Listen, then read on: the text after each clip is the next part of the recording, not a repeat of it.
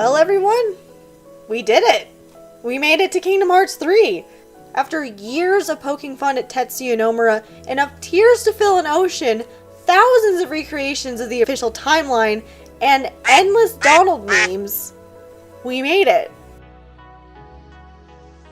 Quick shout out to my mom for buying me Kingdom Hearts when I was sick this one time way back when. I spent many glorious hours just hanging out with my cat Scooter and wearing blisters into my thumbs with how much I played that damn game. Because of that very obvious obsession, every new year a Kingdom Hearts title came out, it ended up in my various presents. I met my boy Axel on Christmas morning, then I met my adopted son Roxas on Easter. Eventually I became completely immersed in the fandom, and I even followed Parley Productions' Demix Time religiously. Stop! Demix Time! So thanks Mom for introducing me to this series, and overall just being a total badass. I love you so much. I actually went into Kingdom Hearts 3 as blind as possible, so I only kept up with a little bit of news. I hadn't even listened to the Utada Hikaru tracks yet, and it was really difficult, but it was so worth it. I also decided to play on beginner so I could completely blast through the story and become part of the conversation as soon as possible. Before we get into it, here's the spoiler-free portion of the video in case you haven't finished the game yet. Got it memorized? So, how did I feel about Kingdom Hearts 3?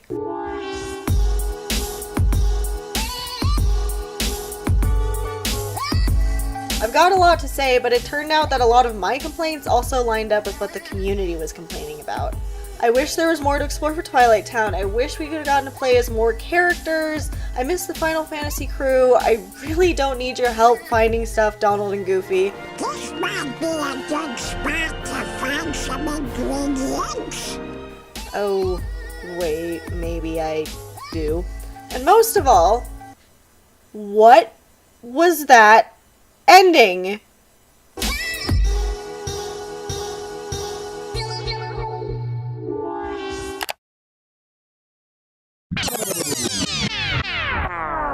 My biggest complaint is that I really wish they would have drawn out the character interaction a lot longer instead of just tossing it all in at the end.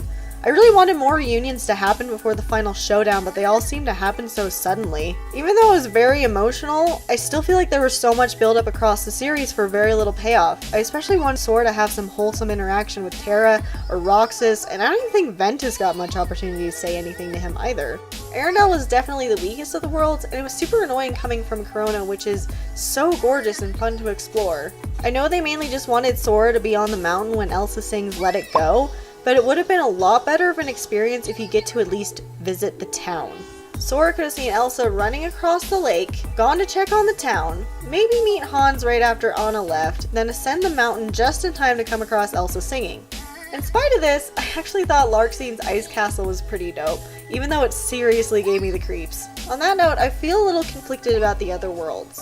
Although I appreciated the amount of detail they put into reconstructing Twilight Town, holy shit, there's people here now! What?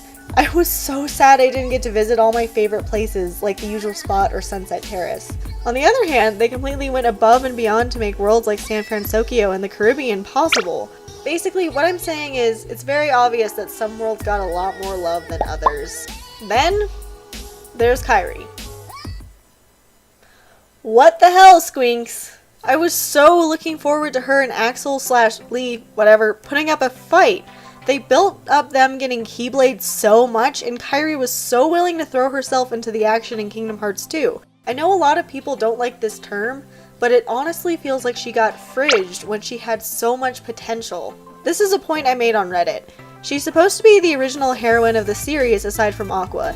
Doesn't she deserve a really excellent character arc where she finally gets to stand her ground for herself? Instead, she almost regressed in development. I had some great conversations with people who agree with this. One person even speculated they had to cut a few corners on Kingdom Hearts 3 because Squeenx is juggling too many Final Fantasy projects, which makes sense. Also, the Final Fantasy characters from previous games probably didn't show up because it's had a resurgence in popularity, and the marketing team don't see the need to lend out characters to expand their audience any longer. The main reason they probably didn't include the Final Fantasy crew, though, was because they don't need to. All of the original characters are finally in one place together.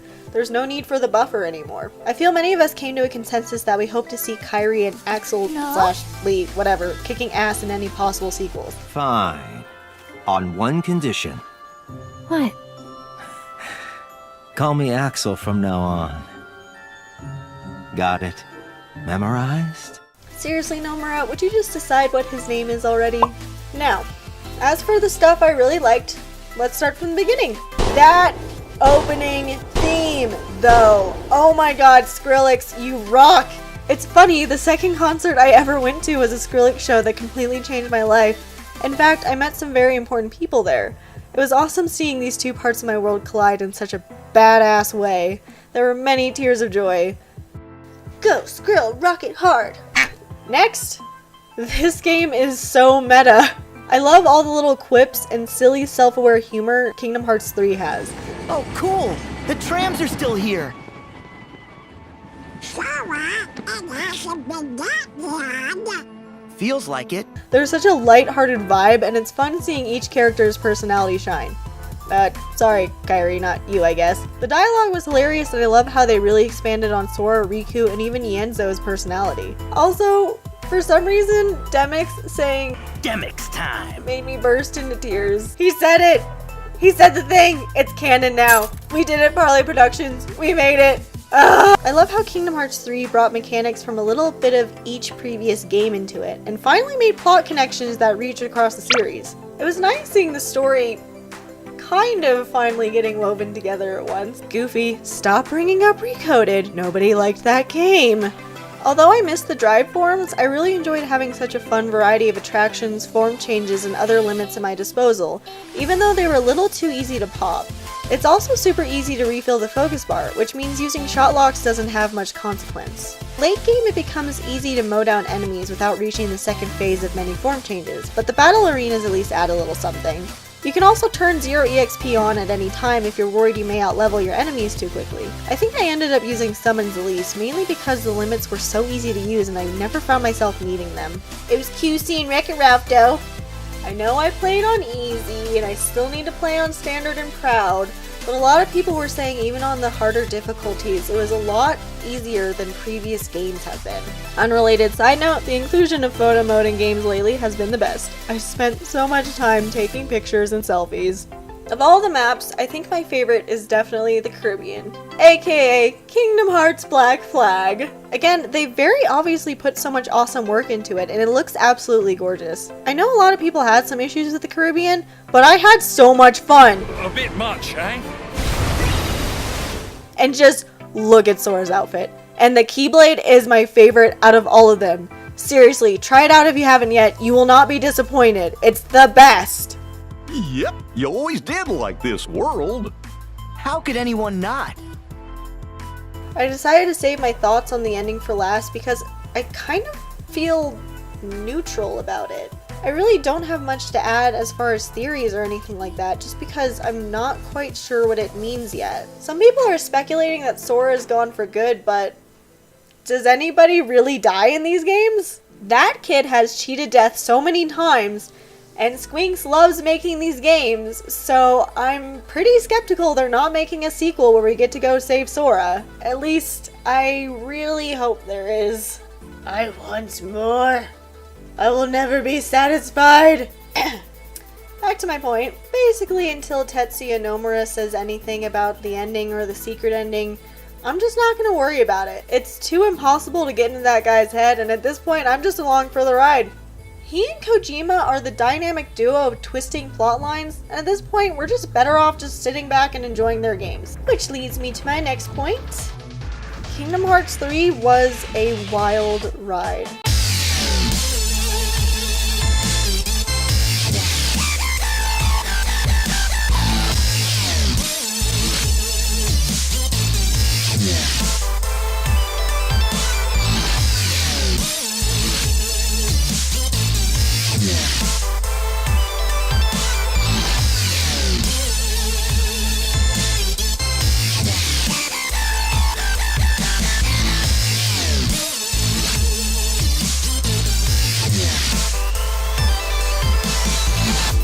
There was a lot I disliked and a lot that I loved, and although there is much to be left wanting in my heart, it's just amazing. The character interactions and dialogue are hilarious to observe. The combat is fun, although at points it's not too challenging, especially if you consistently use form changes and other limits. Feels a bit quaint at times in a post-Dark Souls world. My recommendation is turning on 0 EXP early on if you feel like you're outmatching your enemies and want more of a challenge. The environment graphics are absolutely beautiful and will often have you stopping to admire the scenery or amount of detail put into each world. I feel like the biggest difference between 3 and the other games is the vibe feels completely different. I was used to having a certain standard of the game, which makes this title feel like a surprisingly fresh and interesting twist to a series that I loved. If I'm being honest, it didn't quite meet my expectations.